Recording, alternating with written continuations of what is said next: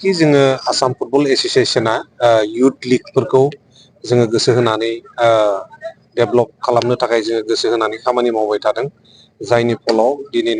जोंनि बिभिन्न डिस्ट्रिक्ट बिभिन्न जनाव युथ लिगा सोलिबाय थादों आरो बिनिनो जन जिनि जेनाखि आन्डार 17नि युथ लिग बियो बाहाय 6 सेप्तेम्बरनिफ्राय जागायदोंमोन लोक्षि बाजाराव आरो बिनिनो दिनै फाइनाल मेच जेराव तामुलपुर DSA आरो सालबारि DSA नि गेजेराव जादों दा जोङो युथ लिगखौ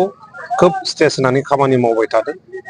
जोङो जुदि युथ लिगखौ स्ट्रेस होनानै मोजाङै खामानि मावबाय थायोबानो जोङो फिउचाराव मोजां फुटबलार जोनोम होहैनो हागोन जेरावबो गभर्नमेन्टनि आसा खालामनानै थाबाय थायोबा जाया नाथाय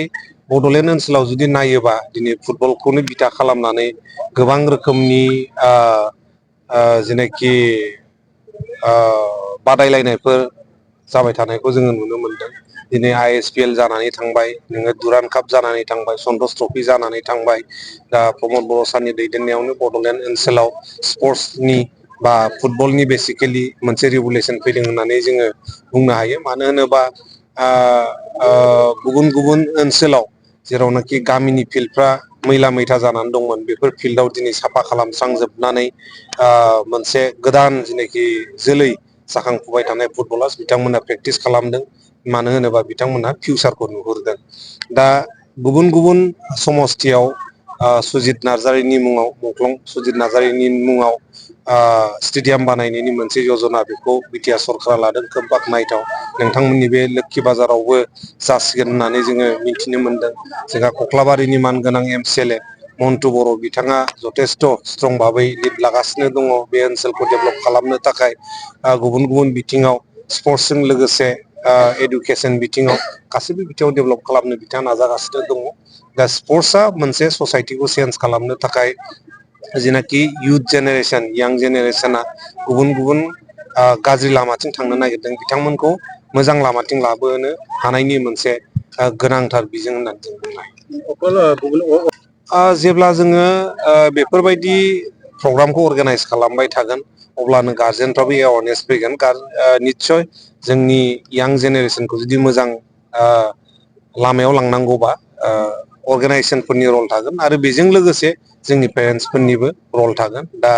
जोङो बेफोरबायदि प्रग्रामखौ खालामबाय थायोबानो बेफोरबायदि इभेन्ट्सखौ जोङो अर्गानाइज खालामबाय थायोबानो जेनाखि पेरेन्टस बिथांमोनाबो एवार जागोन आरो गावनि गथ' गथायफोरखौ जोथोन लानायाव बांसिनै गोसो दुंगागोन होननानै जों मिजिंथियो जोङो एभारेस्ट क्लाबनिफ्राय बे आन्डार 17 युथ लिग जि जननि आसाम फुटबलनि आन्डाराव खुंजानाय बे गेमखौ जोंनि बे खामारदैसा मिनि स्टेडियामाव खुंनो मोननानै खोब गोजोननाय मोनदों दिनै फैयै थांनाय 16 सेप्तेम्बरनिफ्राय जागायनानै दिनै 19 सेप्तेम्बराव बे फाइनाल गेम जाफैबाय जोङो साक्सेसफुलि खुंफुंना हरनो हादों होननानै जोङो सानदों मोनबेसे टिम मोन 7था जिल्लानिफ्राय बाहागो लादोंमोन जे सानजा पारटनिफ्राय बुङोब्लाथाय मंगलदै आरो उदालगुरि भेरगाव तामुलपुर आरो जोंनि बाक्सा सालबारि आरो बिजनि जिल्लानिफ्राय बाहागो लादोंमोन दा बेवहाय जोंनि बेयाव 10 जननिफ्राय मोनसे चेम्पियन सिलेक्टेड जागोन आरो बिथांमोना स्टेटआव गुबुन जननिफ्राय फैनाय चेम्पियन जानानै फैनाय टिमफोरजों आरोबाव बादायलायहैनांगोन बेनिफ्राय 10 जननिफ्राय सालबारि जिल्ला गेलेमु आफादा ट्रफि एरेन्ज खालामदों बे जिल्ला गेलेमु आफादा बेखौ एरेन्ज खालामगोन आरो जोङो खुंग्रा हिसाबै एभारेस्ट क्लाबनिफ्राय जोङो जास्ट बेखौ खुंफुंनानै होनो हादों होननानै जोङो गोसोआव माने गौरब फिल खालामना लायो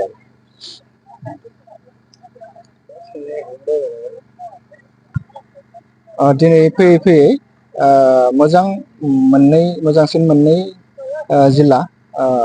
जोंनि सालबारि जिल्ला गेलेमु आफाद आरो तामुलपुर जिल्ला गेलेमु आफाद बे मोननै जिल्लानि गेजेराव बादायलायनाया जागासिनो दङ दासिम हाफ टाइम थांबाय बेवहाय जोंनि सालबारि जिल्लाया 2 गल होदों आरो तामुलपुर जिल्लाया गलसे होदों जोङो माखासे सोलायनाय नुनो मोनदों बेयो आन्डार 17 गेम सिगांनि समफोरावथ' आन्डार 17 प्लेयारफोरा जोंनि गामि गामि एसेबां गैयामोन, खोब सेनियरखौल' जों गेलेनाय नुयोमोन। खिन्थु दा जोङो नुबाय मा जोंनियावनो आन्डार 13, आन्डार 15, आन्डार 17 बिथांमोना खोब मोजाङै जौगाबोदों। आरो जोङो एफिलिएटेड क्लाबफोरा बिसोरनो फेसिलिटिस होनो हानांगोन, कचनि बेब'स्था लानो हानांगोन। बेखौ गभमेन्टआ जेनेबा बे फेसिलिटिसखौ होयोबा मोनफ्रोमबो एफिलिएटेड क्लाबफोरनो मोजां जायो। दा जोंनिफ्राय मोनसे खावलायनाय मोनसे थागोन जे जों एफिलिएटेड क्लाब जेरै एभारेस्ट क्लाब दङ, बेवहाय खाथियावनो फुंखा क्लाब दङ आरो सानजारा क्लाब दङ। दा बिथांमोना फाइनान्सियेल सर्स गैया, बेनिखायनो सरकारनि फालनिफ्राय बोसोरसेयाव मास मोनसे मोननैहैबाबो जुदि कचनि बेब'स्था होनो हायोबाथाय जोङो बे उन्दै उन्दै प्लेयारफोरखौ जोबोद गोजौ थाखोसिम लांनो हागोन होननानै जों सानो।